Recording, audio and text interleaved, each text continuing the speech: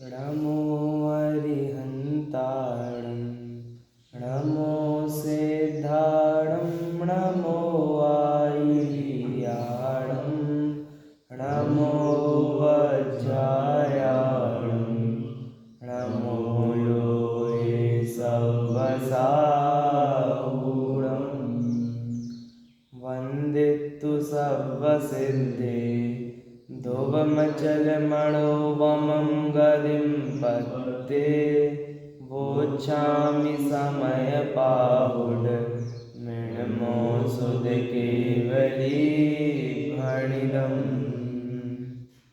नमः समयसाराय स्वानुभूत्या चकासते चित्स्वभावाय भावाय सर्वभावान्तरच्छिदे।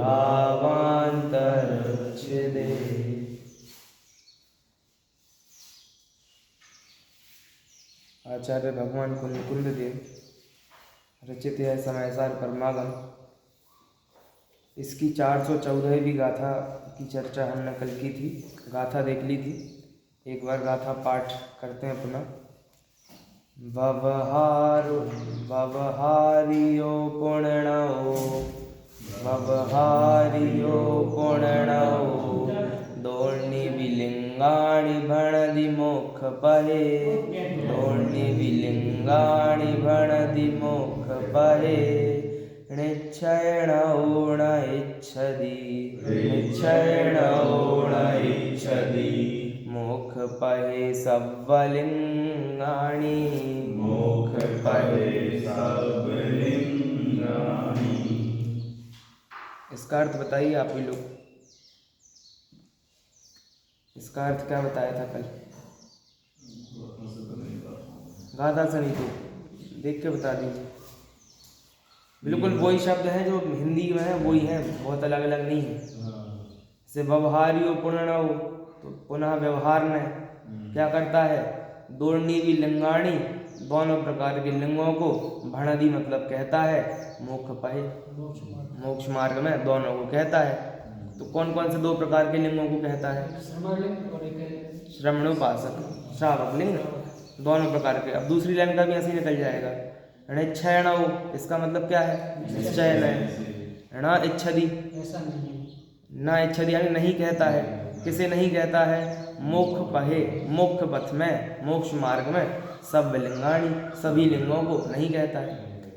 मतलब एक बार में चलो नहीं आ रहा कोई नहीं, लेकिन एक बार जब हमने जान लिया कि इसका अर्थ क्या है, तब तो फिर सरल है बहुत इसको करना। बस एक अपना वो एक अंदर में वो रहता ना कि नहीं कर पाएंगे, नहीं कर पाएंगे। बहुत सरल है, संस्कृत से भी सरल है प्राकृत।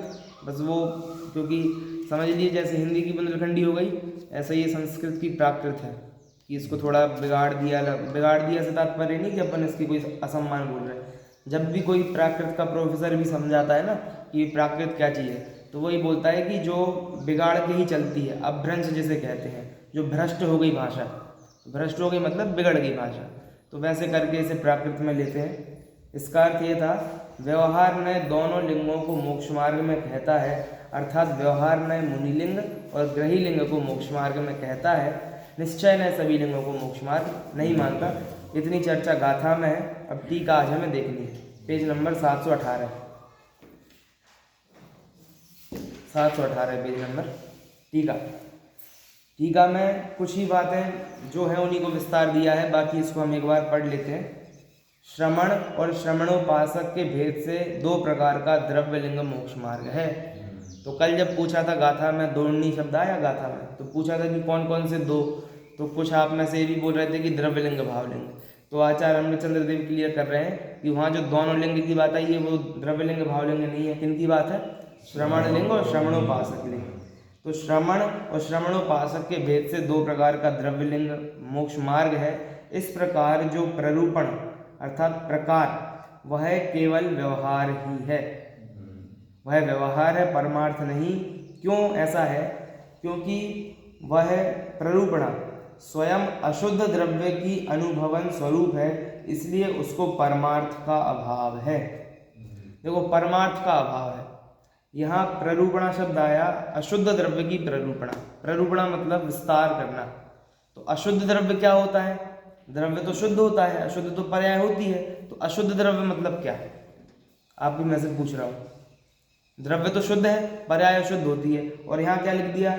अशुद्ध द्रव्य की अनुभवन रूप है। कौन? वो व्यवहार नय का विषय। मोक्ष मार्ग में तो अशुद्ध है, अपन उसको मानो तो अपने लिए तो अशुद्ध है। मोक्ष मार्ग में अशुद्ध क्या है?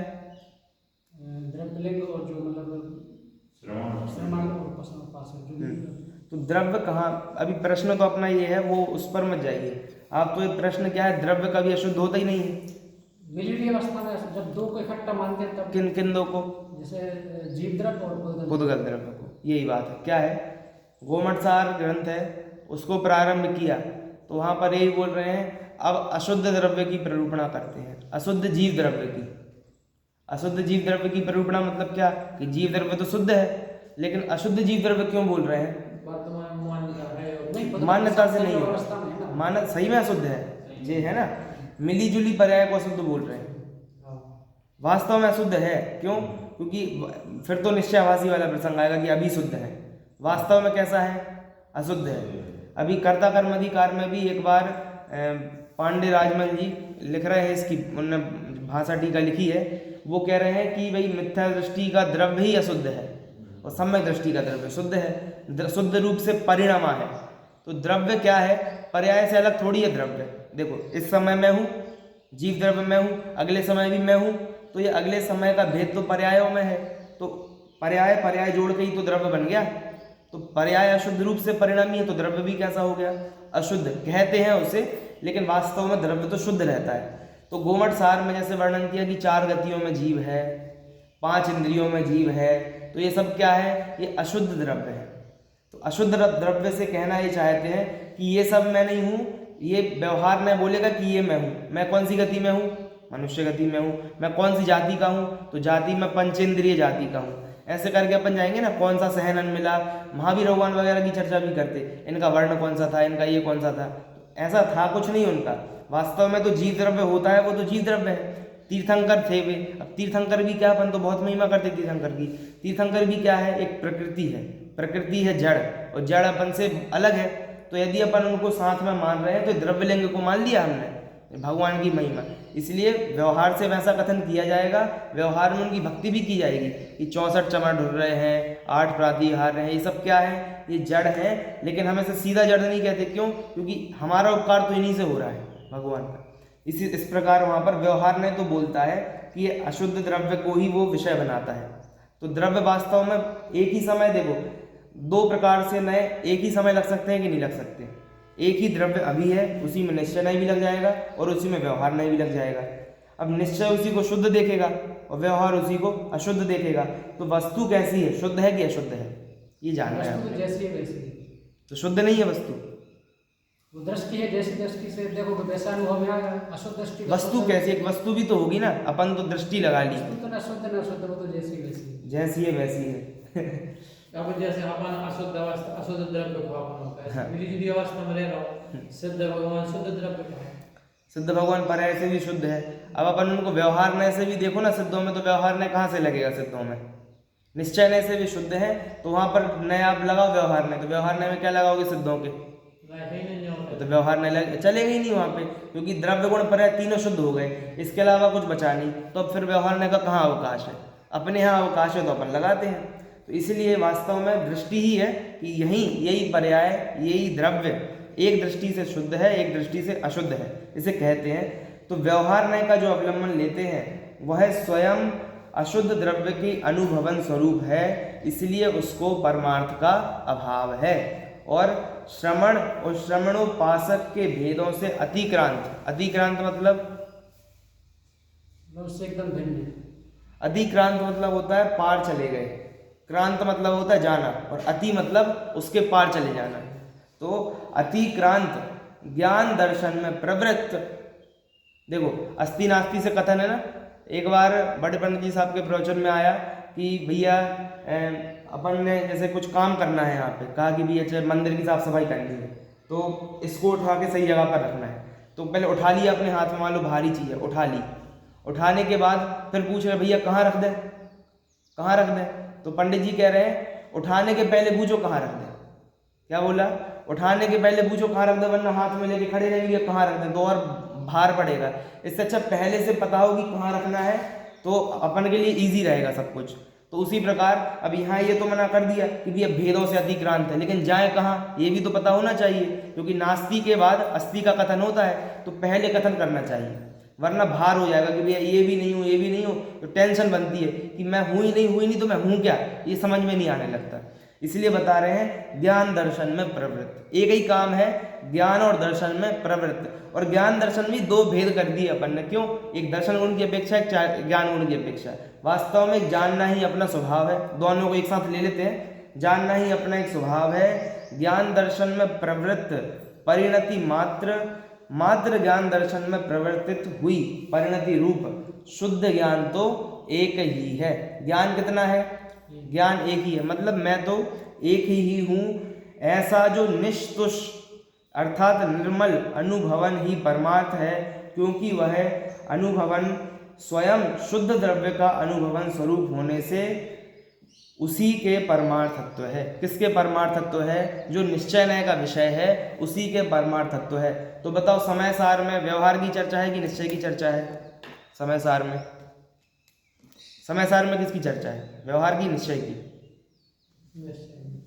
तो व्यवहार की नहीं, अभी तो आया ये व्यवहार शब्द आया, निश्चय बोल नहीं सकते, और बिना व्यवहार के निश्चय को कथन नहीं कर सकते, ऐसा भी है। और देखो कथन तो दोनों का आएगा, लेकिन उसमें उपादेय किसे बताए ये वाली बात है। कथन तो दोनों का आएगा, लेकिन वो बोलते ना कि भैया जैसे कि कोई किसी चीज़ का प्रचार करता हो तो वो अन्य चीज़ों का निराकरण भी करेगा। तो अब अपन बोलेंगे वे तो किसकी बात करते हैं? वे तो अपनी अपनी बात करते हैं। तो अपनी बात करते हैं और उनके सामने यदि कोई दूसरी बात करने लगे तो मना भी तो करते हैं, नहीं इनकी बात मत करो। तो वो जब मना बोल रहे हैं ना कि इनकी बात मत करो, तो उन्होंने क्या बोला? इनकी। तो इनकी में आ गई ना उनकी बात, उन्होंने बोल दिया। तो ये क्या हो गया कि भाई कथन तो आएगा लेकिन उसको उपादेय नहीं माना। उसी प्रकार क्या बोल रहे गाथा में? व्यवहार लिंग जो है, व्यवहार नय, वो लिंगों को मानता है मोक्ष मार्ग। तो यहाँ पर व्यवहार का कथन आया ही नहीं समय सार में, ऐसा नहीं है, लेकिन इसमें प्रतिपाद्य यानी समझाना किसे चाहते हैं? समझाना चाहते हैं निश्चय को, इसीलिए यहाँ पर ऐसा बोल रहे हैं। तो अनुभवन ही परमार्थ है, क्योंकि वह शुद्ध द्रव्य का अनुभवन स्वरूप होने से उसी के परमार्थत्व है। इसलिए जो व्यवहार को ही परमार्थ बुद्धि से अनुभवन करते हैं वे समय सार का ही अनुभव नहीं करते। जो परमार्थ को परमार्थ से अनुभव करते हैं वे ही समय सार का अनुभव करते हैं। कितनी सीधी सीधी शब्दों में बात बोल दी। क्यों?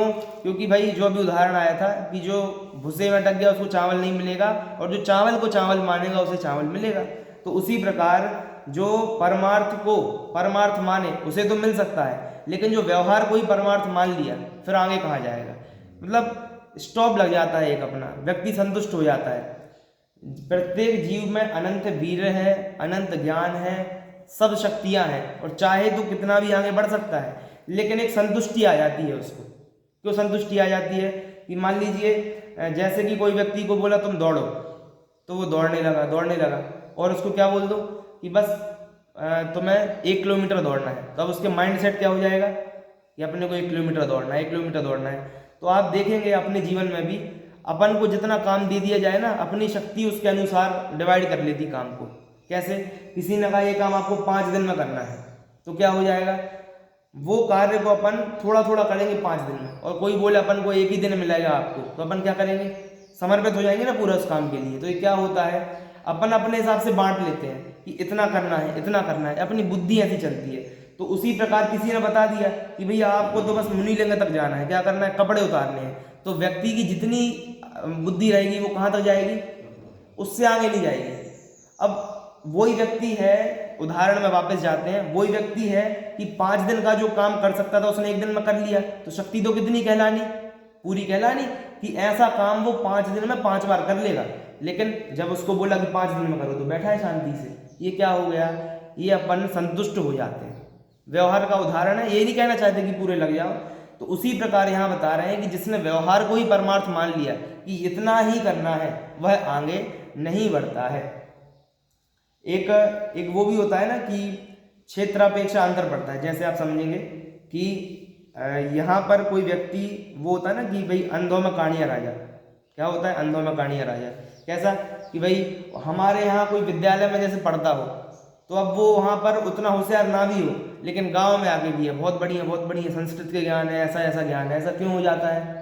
क्योंकि वहाँ वो व्यक्ति रहता है, उसे लगता है कि अपन को कुछ आता ही नहीं है, और समाज में आके लगता है अपने को तो बहुत कुछ आता है। ऐसा क्यों होता है? ऐसा इसलिए होता है क्योंकि वहाँ का लेवल ऊंचा है, मान लीजिए अध्ययन का, तो उसे लगता है अपने को और करना है, अभी अपन संतुष्ट नहीं हो सकते। और यहाँ आकर लगता है, मान लीजिए यदि किसी को लगता है कि अपन तो बस पर्याप्त है, कहाँ है, प्रवचन करने योग्य हो गए, पर्याप्त, इससे ज़्यादा क्या चाहिए, तो वो संतुष्ट हो जाते हैं। वैसे ही जहाँ व्यवहार ही व्यवहार की चर्चा चलती हो, जहाँ व्यवहार की चर्चा चलती हो, तो उसे तो क्या लगेगा, अपन संतुष्ट हो गए, अपन परिपूर्ण हो गए, इससे आगे क्या बढ़ना। लेकिन जब जिनवाणी माता ने बताया कि भैया यहीं तक गाड़ी नहीं है, अगला स्टेशन भी जाना है, ये तो एक बीच में पॉज आया आपके, यहीं मत उतर जाओ, यहाँ उतर जाओगे तो फिर कहाँ जाओगे, यहाँ तो कुछ अपना है ही नहीं स्थान, अपना स्थान तो आगे है, वो है ना, कहाँ रचे हो पर पद में। तो जिनवाणी माता बोल रही है यहाँ तुम्हारा पद नहीं है। कौन सा पद? ये द्रव्यलिंग पद जो 2 प्रकार का है, श्रमण और श्रमणोपासक। यहाँ मत अटको क्योंकि ये तो पर पद है, इसलिए अपना पद क्या है, कहाँ रच्यो पर पद मैं न तेरो, पद यह क्यों दुख सहे।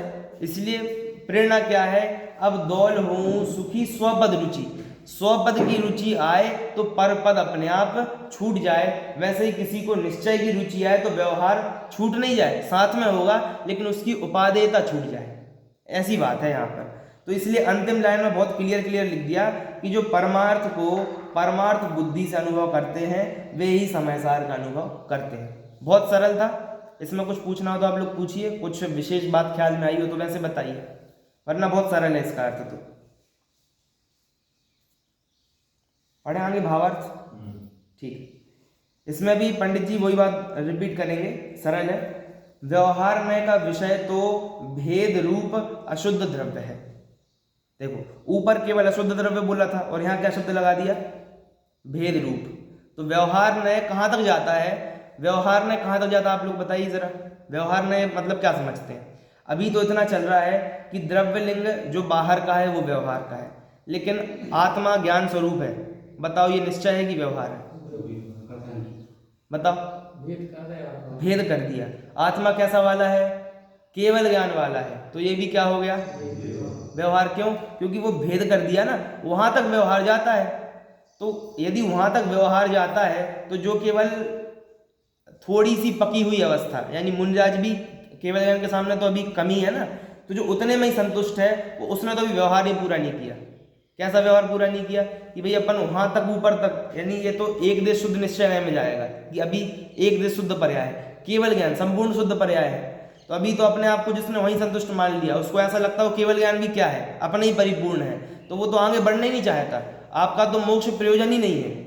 एक वो वाक्य आता है ना कि वह श्रावक क्या श्रावक है कि जिसको मुनि बनने की भावना नहीं है अंदर में, तो श्रावक वही जिससे मुनि बनने की भावना, और वह मुनि यदि संतुष्ट है अपने में, मोक्ष जाने की भावना नहीं है, तो फिर वो क्या मुनि है वो, ऐसी बात। तो वो व्यवहार में तो कम से कम हो, और जो व्यवहार में ही संतुष्ट है, निश्चय की तो बात ही नहीं आ रही उनकी। तो इसलिए भेद रूप अशुद्ध द्रव्य है, इसलिए वह परमार्थ नहीं है। अब देखो भाई, यदि भेद नहीं करेंगे तो कैसे बताएंगे व्यवहार से? द्रव्य की परिभाषा क्या पढ़ते हैं बच्चों को क्या पढ़ाते हैं द्रव्य की परिभाषा, या बच्चों को क्या पढ़ाते हैं? द्रव्य की परिभाषा क्या है बताइए, द्रव्य किसे कहते हैं? अब वो परिभाषा में क्या बता रहे हैं? गुणों के समूह को। तो वो यही तो बोल रहे हैं कि भाई भेद है गुण, और उनको जोड़ दो तो क्या बन जाएगा, द्रव्य बन जाएगा। तो परिभाषा तो भैया ऐसे ही बताएंगे, वरना बताओ ऐसे नहीं बताएं तो कैसे बताएं? अभेद से परिभाषा बना के बताओ। आप लोग दिया पूरा समय तो क्या बोलेंगे? बस ऐसे बैठे रहेंगे। क्यों? कुछ बोलने जाओगे भेद पड़ जाएगा, तो बिना भेद करके अभेद को भी नहीं बता सकते। इसलिए व्यवहार निश्चय में कैसा संबंध है? प्रतिपाद्य प्रतिपादक संबंध। कौन सा है? व्यवहार निश्चय में कौन सा संबंध है? व्यवहार प्रतिपादक है और प्रतिपाद्य है। तो अब क्रम अपन को देखना पड़ेगा कि प्रतिपाद्य प्रतिपादक। प्रतिपाद्य मतलब जिसका प्रतिपादन किया जा रहा है, और प्रतिपादक मतलब जो कर रहा है। तो इसलिए निश्चय और व्यवहार में कौन सा संबंध है? प्रतिपाद्य प्रतिपादक। इसको उल्टा कर दें तो दिक्कत हो जाएगी। क्यों? कि भैया यदि हम बोल दें कि निश्चय व्यवहार में प्रतिपादक प्रतिपाद्य संबंध है, आगे पीछे कर दें तो हो क्या जाएगा? कि निश्चय हो जाएगा प्रतिपादक, निश्चय हो जाएगा बताने वाला, और किसको बताएगा? व्यवहार को बताएगा। तो बात उल्टी हो जाएगी। कैसे उल्टी हो जाएगी? चलो ये बताओ, सीताराम में कौन सा संबंध है? सीताराम में कौन सा संबंध है आपस में? सीता और राम में कौन सा संबंध है? बता दो। पति पत्नी का। तो सीता पति, क्या होगी बात? तो वो क्रम एक रहता है। ये क्रम भंग अपन को ग्रंथों में कदाचित मिल भी सकता है, ऐसा नहीं बोले हर जगह मिलेगा, लेकिन लगाना कैसा, बोलना कैसा कि भाई सीताराम तो कैसे हैं?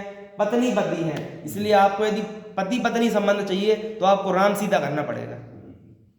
क्लियर होगी बात? क्रम मैटर करता है ऐसा। तो उसी प्रकार की जो निश्चय है वो तो कैसा है?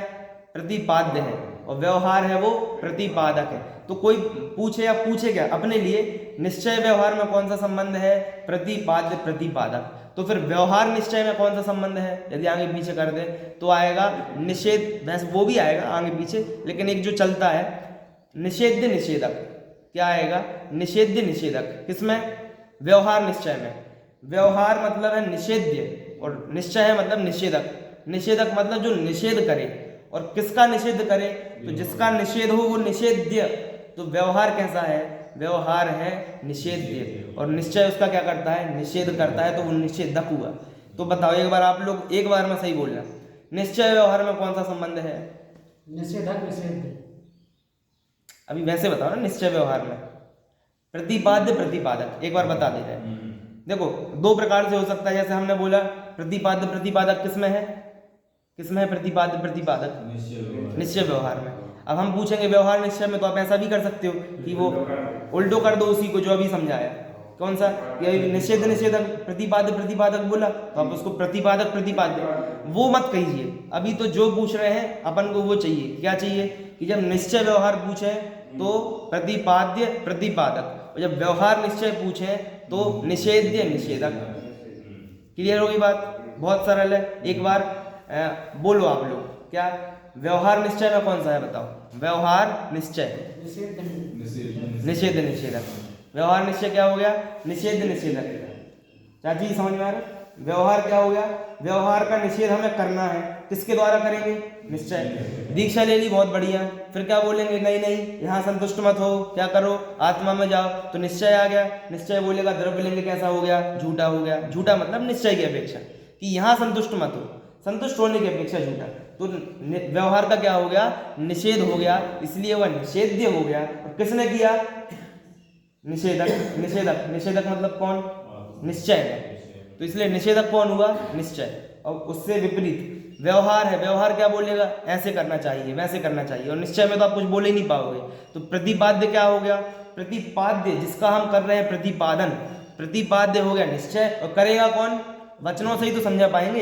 अभी बोला वचन करोगे और भेद पड़ जाएगा, भेद पड़ जाएगा तो व्यवहार हो जाएगा। इसका मतलब वचन कभी निश्चयात्मक हो ही नहीं सकते, वचन तो केवल व्यवहार ही हो सकते हैं। और समझाना कैसा होगा? वचनों से ही होगा। इसलिए जितना भी समझाना है सब व्यवहार है, और जिसको समझा रहे हैं वह सब निश्चय है। क्लियर हो गया? अब इस बात को याद रखना है अपना, ये याद रहेगी तो अपने को अच्छा रहेगा। तो भेद रूप अशुद्ध द्रव्य है, ठीक है। व्यवहार का विषय क्या है? अशुद्ध द्रव्य है, इसलिए वह परमार्थ नहीं है। मतलब देखो हेतु क्या दे रहे हैं भाई, ये ठंडा क्यों है? क्योंकि गर्म नहीं है। क्लियर? ये हेतु कुछ हेतु हुआ, लेकिन फिर भी भाई ऐसा ही चलेगा। कैसा चलेगा? दो चीजें है ना, तो एक नहीं है तो दूसरी है। उसी प्रकार व्यवहार का विषय क्या है? अशुद्ध द्रव्य है। क्यों है? इसलिए वह परमार्थ नहीं है। तो व्यवहार है इसलिए परमार्थ नहीं है। और निश्चय का विषय क्या है? अभेद शुद्ध द्रव्य है। अभेद है, इसमें भेद नहीं चलेगा। प्रतिपाद्य ये है, और ये निषेधक है व्यवहार का, इसलिए शुद्ध द्रव्य है, इसलिए वह परमार्थ है। भाई 10वीं पास क्यों हो? क्योंकि हम 10वीं पास, ऐसा है। तो इसलिए जो व्यवहार को ही निश्चय मानकर प्रवर्तन करते हैं वे समय सार का अनुभव नहीं करते। देखो ऊपर दे दिया स्टेटमेंट कि वस्तु स्थिति क्या है, और अब बता रहे हैं कि इसमें लोग किस किस प्रकार के जीव आते हैं। कि जो व्यवहार को निश्चय मान लेते हैं वे समय सार का अनुभव नहीं करते, और जो परमार्थ को परमार्थ मानते हैं वे समय सार का अनुभव करते हैं। बहुत बिल्कुल पानी जैसा लिखा हुआ है, बिल्कुल सरल सरल सा। क्लियर हो गई ये बातें इतनी? ठीक है। इस प्रकार इन दोनों प्रकार के ने बता दिए। अब अगला कलश आ रहा है 244वां। 244वां कलश ऐसा कलश है कि मतलब प्रेरणादायक कलश है, और प्रेरणादायक कलश नहीं है, इसमें मेरी प्रशंसा है। किसकी प्रशंसा है? मेरी प्रशंसा है। जिसको लगता हो कि मेरी प्रशंसा है, जिसको अपनी तारीफ सुनने का शौक हो, वो वही है कलश को ध्यान से सुनना, क्योंकि इसमें मेरी बात है। और जिसको अपनी ना सुनने की हो तो कम से कम मेरी, ये जो मैं हूँ मेरी सुनो, क्योंकि मैं सुना रहा हूँ तो सुनो। ठीक है, क्या बोल रहे हैं इसमें अपने आप को सर्वोत्कृष्ट पदार्थ बताया जा रहा है। और ये कलश ऐसा है कि ये कलश लगभग यदि कहें तो कंठस्थ भी होना चाहिए, यदि हो सके तो, कोई ज़बरदस्ती नहीं है, लेकिन फिर भी बहुत महत्वपूर्ण कलश है। यहाँ से मैं पाठ करता हूँ, एक बार समझाने के बाद फिर आप लोग से करवाएंगे। देखिए, अलमल मति जल्पै दुर्विकल्पैरनल्पै रयमीय परमार्थश्चेत्यतां नेत्यमेक स्वरस विसर पूर्ण ज्ञान विस्फूर्ति मात्रा न खलु समय साराद उत्तरम किंचिदस्ति। क्या बोला? न खलु समय साराद उत्तरम किंचित अस्ति। समय सार से ऊंचा कुछ नहीं है। न खलु समय सारात, समय सार मतलब क्या? आत्मा नहीं, मैं आत्मा नहीं, आत्मा वो ऐसा टोडरमल जी ने वो इतना सूक्ष्म लिखा है, लगता है जैसे किसी और की बात कर रहा है, लगता ही नहीं कि मेरी बात है। इसलिए मैं शुरू में क्या प्रस्तावना बनाई कि भैया मेरी तारीफ है, जिसको लगता हो मेरी तारीफ है तो सुनना, और जिसको लगता हो मेरी नहीं है तो कम से कम मैं सुना रहा हूं ना, तो मेरी सुनो, क्योंकि मैं मेरी कहने वाला हूं। मुझे अहंकार है। किस बात का अहंकार है? अहंकार मतलब क्या होता है? अहंकार, अपनापन। तो मुझे तो मेरे में ही अपनापन है, अहंकार है, मुझे बहुत अहंकार है, इसलिए आप मेरी बात सुनो। अहंकारी व्यक्ति कैसा होता है? अपनी बोलता है, तो मुझे अहंकार है, आप मेरी सुनो। क्या? कि मेरे से बड़ा इस दुनिया में दूसरा आदमी नहीं है। हर व्यक्ति के लिए ना खलु समय साराद उत्तरम किंचित अस्ति। खलु शब्द लगा रहे, वो बोलते सही में, तो वो बोल रहा हो सही में। कैसी? कि सही में, खलु झूठी नहीं कह रहे, है ना। न खलु निश्चय नए से समय सार से ऊंचा कुछ नहीं है। आप लोगों ने एक वाक्य पढ़ा होगा, मैं वह तत्व हूं जिसकी चर्चा तीर्थंकर परमात्मा करते हैं। मैं वह तत्व हूं जिसकी चर्चा तीर्थंकर परमात्मा करते हैं। तो तीर्थंकर परमात्मा करते हैं, इसकी महिमा समझ रहे आप? किसी व्यक्ति का नाम मोदी ले ले तो उसको क्या लगता है? मेरा नाम मोदी ने लिया था, वो स्टेटस लगाएगा, अपने पास वीडियो सेव रखेगा मोबाइल में मरते समय तक कि भैया देखो मोदी ने हमारा नाम लिया था। तो ये क्या है कि मोदी ने नाम लिया तो बड़ा हो गया मैं, तो तीर्थंकर परमात्मा ने मेरा नाम लिया तो कितना बड़ा होऊंगा मैं? प्रसन्न होने वाली बात है। और देखें, दुनिया में ऐसा होता है कि भाई माता पिता होंगे ना, बच्चे की भर के तारीफ करेंगे। क्यों करेंगे? क्योंकि भाई प्रोत्साहन कम नहीं होना चाहिए।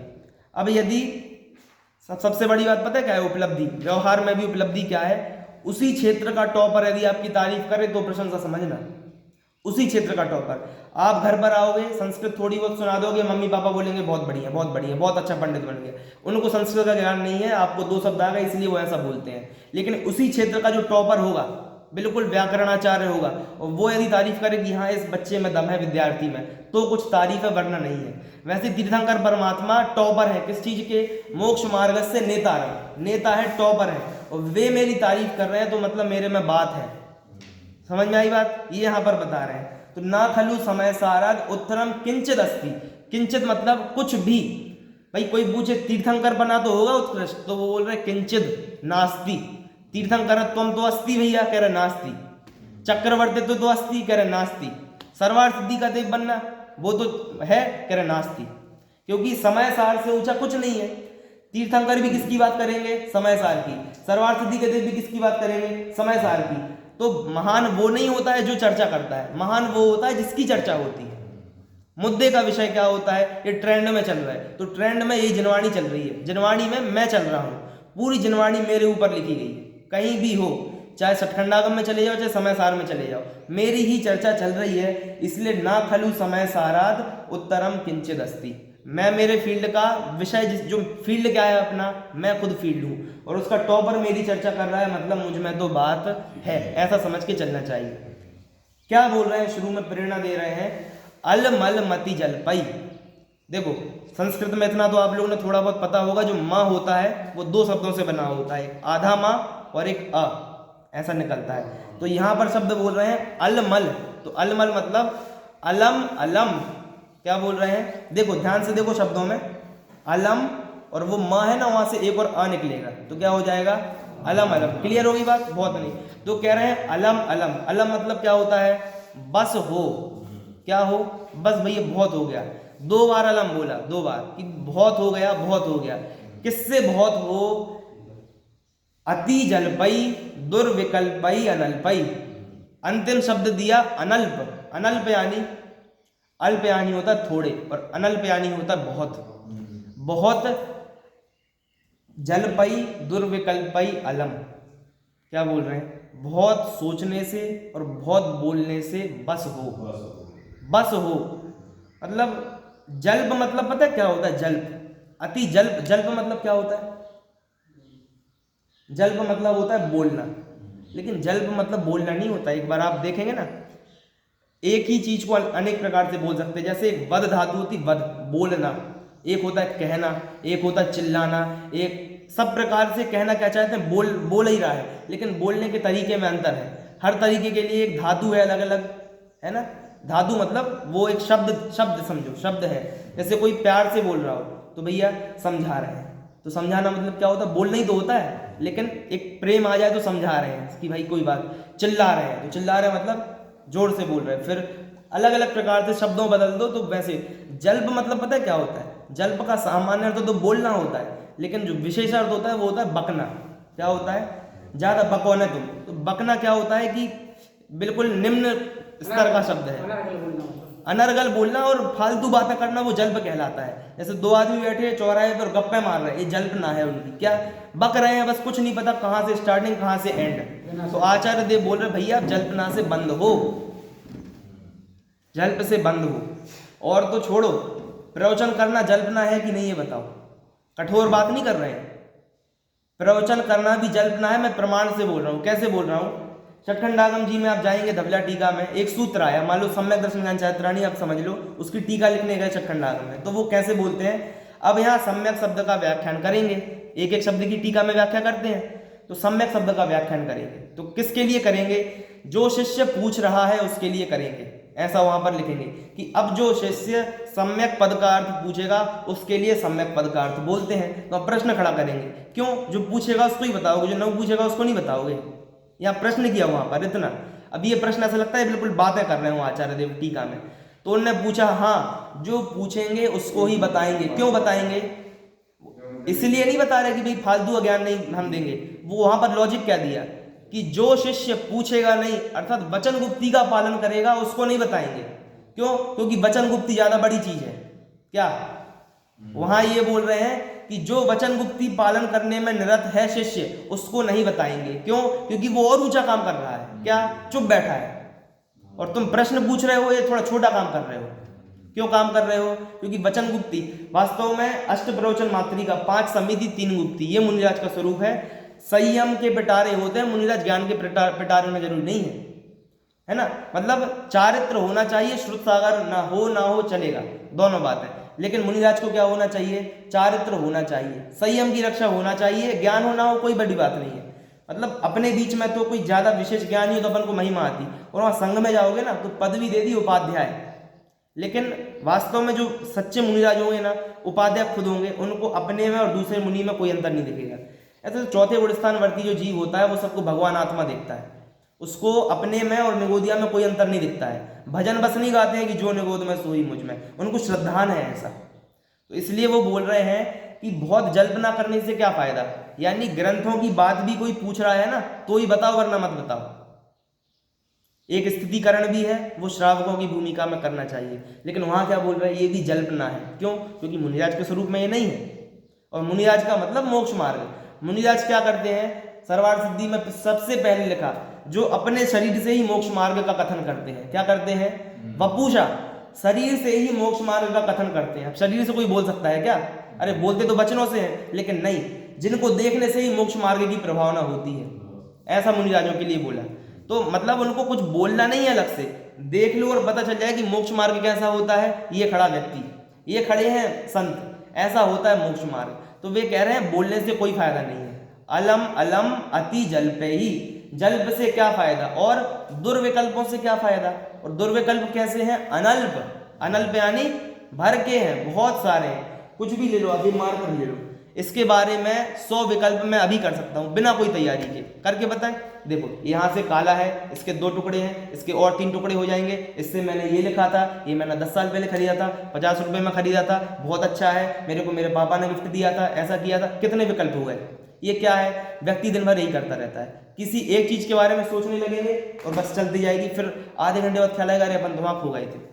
प्रवचनों में कई बार ऐसा होता है, प्रवचन में भटक गए, फिर उसके बाद ख्याल आता अरे अपन तो प्रवचन में बैठे थे, ऐसा होता है। ये क्या है, दुर्विकल्प है। और कोई बोले आत्मा के बारे में सोचो तो, कोई बोले आत्मा के बारे में सोचो तो एक विकल्प आगे ना बढ़े, 1-2 बोल देंगे जो यहाँ लिखा है, मैं ज्ञानानंद स्वभावी हूँ, मैं हूँ अपने में स्वयं पूर्ण, पर कि ये कोई लेखक ने लिख दिया और अपने को वही शब्द याद हो गए, लेकिन ये कैसा है, अंदर से निकल रहा है इसके बारे में, क्योंकि अपन को अनुभव है और वो ग्रंथों में जो लिखा वो बोल रहे हैं। तो लगता नहीं है कि मैं सुखी हूँ, बस वो बोलते हैं कि मैं हूँ अपने में स्वयं पूर्ण, क्योंकि उनने लिख दिया है।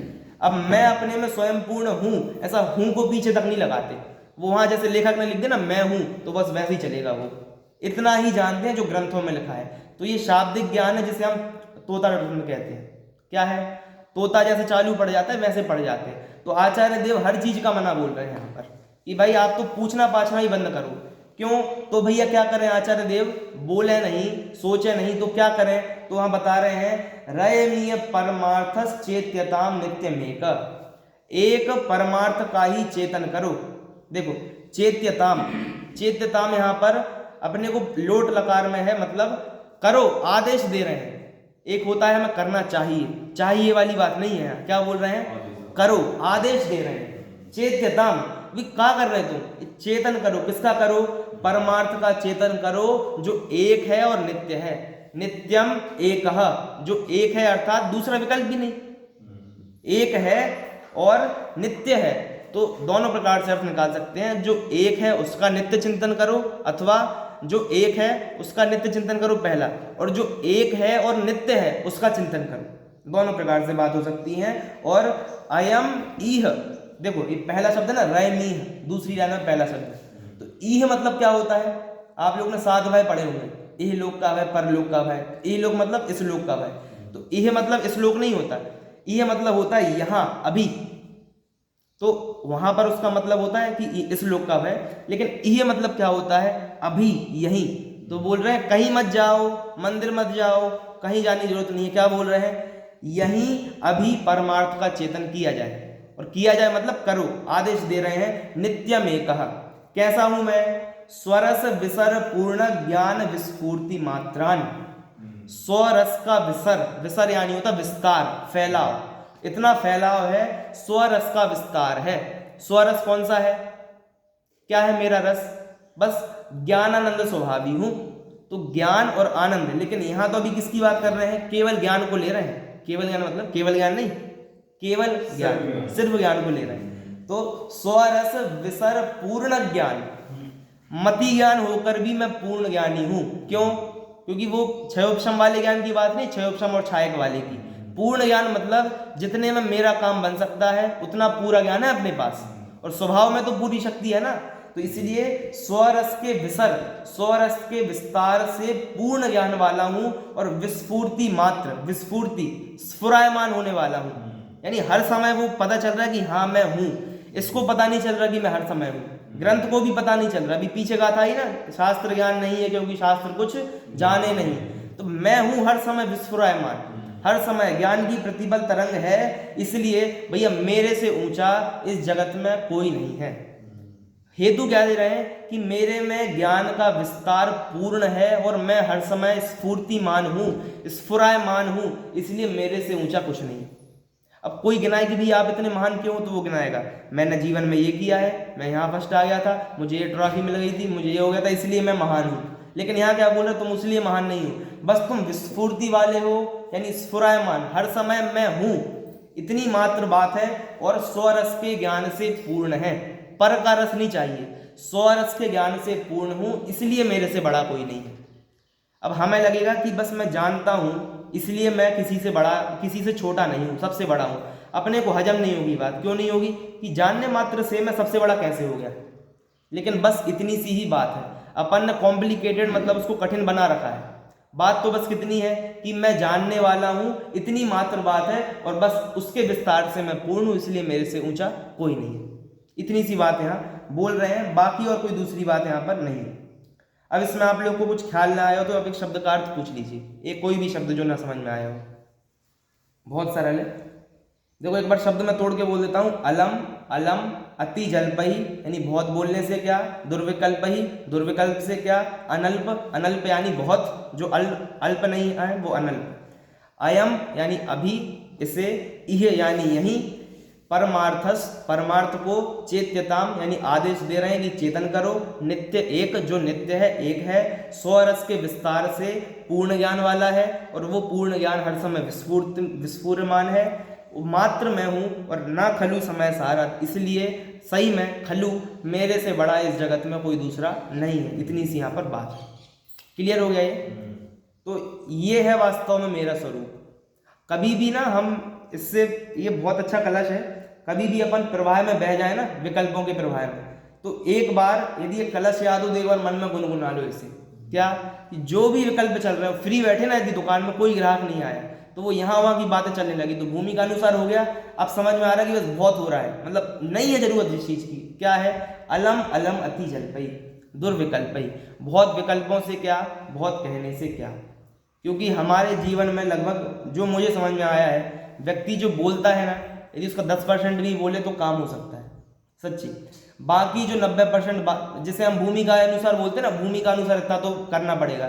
ये भूमिका आपका जितना भी है बोलने का, उसका 10-5% भी बोलोगे तो भूमिका उतना ही है, बाकी सब तो भूमिका के नाम पे लपेट रखा है अपन ने। मजाक नहीं कर रहे, ये मैं बहुत अनुभवी व्यक्ति नहीं हूँ, बहुत अभी उम्र छोटी है, लेकिन समझ में आ गया क्या कि बोलना जो है वो बहुत जरूरी नहीं है व्यक्ति के जीवन में। फालतू बातें जितनी हम करते हैं, वास्तव में भूमिका के योग्य 5% ही है, और मुनिराज को तो वचन गुप्ती है। आप लोग खुद अनुभव करेंगे। एक बार आज रात को क्या करना, बैठना, अपना एक पेन कॉपी लेके, पेन कॉपी नहीं तो मन में विचार करना लेटे लेटे कि भाई आज हमने इतना बोला, सोचने का तो पता ही नहीं चलता कितना सोचा, बोलने का तो स्पष्ट व्यक्त होता है, तो जो जो बोला उसमें से कितना बोलना जरूरी था। आचार्य देव तो बोल रहे तुमने 1 घंटा प्रवचन कर लिया, ये भी जरूरी नहीं था, लेकिन अपन बोलेंगे भूमिका अनुसार था, क्योंकि अपन पढ़ के आ रहे बाहर से तो बोलना पड़ेगा, चलो ले लिया भूमिका अनुसार। अब इसके बाद बाहर जाके रास्ते में जो बातें करेंगे ये कुछ भूमिका में नहीं आएगी। मुनिराज तो चलते समय खड़े हो जाते हैं यदि बोलना हो तो, गुरुदेव श्री भी खड़े होते थे, यदि कोई वो चल रहे हैं, कोई बोलने लगा बाजू में, उत्तर देना तो खड़े हो जाएंगे। क्यों भाई? वो फिर अपने जीवों की हिंसा होती है, उपयोग है ही नहीं अपना, इतना बहुत कम उपयोग है, इसलिए वो ये बोल रहे हैं कि बहुत ज़्यादा बोलने से फायदा नहीं है। तो एक बार खुद का अवलोकन करें। अभी तो वो जो द्रव्यलिंगी है ना मुनिराज, जिसकी अपने हर ग्रंथों में अपन ही खुद बुराई कर देते हैं जब चाहे, उससे भी बहुत नीचे हैं अपन, ऐसा वहाँ बता रहे हैं। तो इसीलिए बहुत विकल्पों से क्या, बहुत बोलने से क्या, बस एक परमार्थ का अनुभव करो। और ये आदेश कौन दे रहा है? प्रवचनकार नहीं दे रहा है, श्रोता को नहीं दे रहा है, ये भगवान आत्मा है। कदाचित कहना हो तो जिनवाणी माता हमें पुत्र समझ के प्रेरणा दे रही कि भाई आप करो ऐसा, अथवा तो स्वयं ही स्वयं को प्रेरणा दे सकता है, कोई दूसरा किसी को प्रेरणा नहीं दे सकता। तो इसलिए स्वयं की ही स्वयं के लिए प्रेरणा है, क्या किया जाए, एक स्वयं का ही चेतन किया जाए, क्योंकि इससे ऊंचा कुछ नहीं है। एडवर्टाइज जो भी करता है व्यक्ति, वो यही सोचता, वो यही बताता है इससे बड़ा कुछ नहीं है, दूसरा प्रोडक्ट नहीं मिलेगा आपको, तो वो क्या बोलते हैं, ये खरीदो ये खरीदो। उसी प्रकार है, एडवर्टाइज नहीं कर रहे, या तो खुद ही की महिमा बता रहे हैं कि आपसे ऊंचा कुछ नहीं है, इसलिए इसका चेतन किया जाए। और बस वास्तव में इस कलश पर और बोलने से क्या अंत में तो यही आएगा कि इस कलश पर भी कोई प्रवचन करे तो और बोलने से क्या, अब तो बस इसका अनुभव किया जाए। बात ये है ना, इतनी सी बात है। कल इस पर और चर्चा कुछ होगी तो देखेंगे। अभी इसका एक बार आप लोग पाठ कीजिए। अलमल मति जल्पई दुर्विकल्पई रनल्पई रयमीय परमार्थश्चेत्यतां नित्यमेकः स्वरस विसर पूर्ण ज्ञान विस्फूर्ति मात्रा न खलु न खलु सारा उत्तरम किंचिदस्ति। ये कलश हुआ है, इसमें कुछ पूछना हो तो बताइए आप लोग, कोई शब्द। देखिए अपन एक और उपक्रम करते हैं कि हम जो सहजानंदी बोलते हैं डेली, उसकी जगह हम ये कलश बोलेंगे प्रतिदिन, ये वाला कलश। क्योंकि वो सहजानंदी कैसा हो गया है, किसी को दिक्कत हो तो बता सकते हैं, वरना मैं तो ये पूछता हूँ सहजानंदी बोलने का प्रयोजन क्या है अपना, ये बता दीजिए। प्रवचन के बाद सहजानंदी शुद्ध स्वरूपी बोलने का औचित्य क्या है अपना, बताइए। हाँ, तो कभी लगता है, वो लगता ही नहीं। एक आधा आदमी मरा मरा चालू करेगा, 10 आदमी बैठे तो 5 आदमी बोलेंगे, देखो कोई लगाने वाली बात नहीं है, सच है जो अपने अपने में देख लेना। 5 आदमी बोलेंगे, 5 आदमी मौन रहेंगे और वो चलता रहेगा, और जो बोल रहे हैं उनको भी नहीं पता कि क्या बोल रहे हैं, वो टेप रिकॉर्डर है। इसलिए बुद्धिपूर्वक यदि अपना उपयोग जाएगा तो अपन कुछ बोलेंगे, और ये याद होना जरूरी है। ये इसको हम गुनगुनाएंगे बार बार अपने जीवन में, एक बार याद हो जाएगा ना तो हम इसको अपने जीवन में अपने मन में दोहराएंगे तो अपने विकल्प वहाँ पर पॉज हो सकते हैं। इस पर चिंतन करना चाहिए अपने को। तो इसलिए कम से कम दिक्कत तो नहीं है किसी को इससे। तो समय सार के प्रवचन के बाद सामने है ही, तो अपन 7-8 दिन भी बोलेंगे तो याद बराबर हो जाएगा। इसे बोलेंगे अपन। तो एक बार अभी जो सहजानंदी बोलते हैं, एक बार आप देख के बोल दीजिए, क्योंकि उसका प्रयोजन भी क्या है कि प्रवचन का निचोड़ क्या था कि मैं तो सहजानंदी हूँ। तो वो यहाँ बता रहे हैं कि मैं तो ज्ञान स्वभावी हूँ, ज्ञान के विस्तार से परिपूर्ण हूँ, वही बात है ना। तो इसलिए इसका अपन पाठ करेंगे डेली। पढ़िए।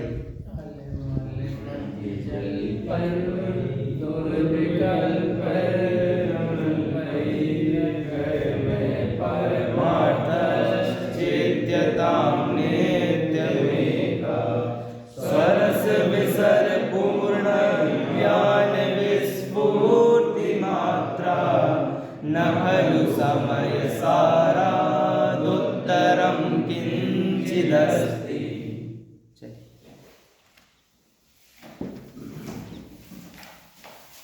बोले पंचपरमेश्वरी भगवान की जोगे हरे जोगे शोभिने अनंत गुणाता में केवल ज्ञानी कासुर हृदय सोने कैसी सरिता समय श्रुत सिंधु समानी, याते अनंत नयाता में लक्षण सत्य स्वरूप सिद्धांत बखानी, बोधे लखे न लखे दूर बोधे सदा जग माही जग जिन वाणी।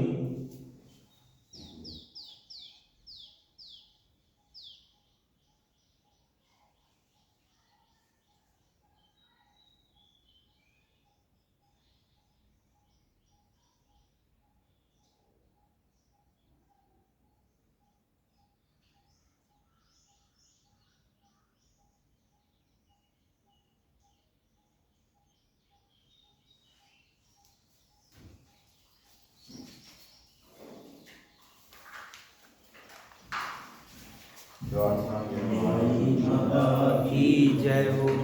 जय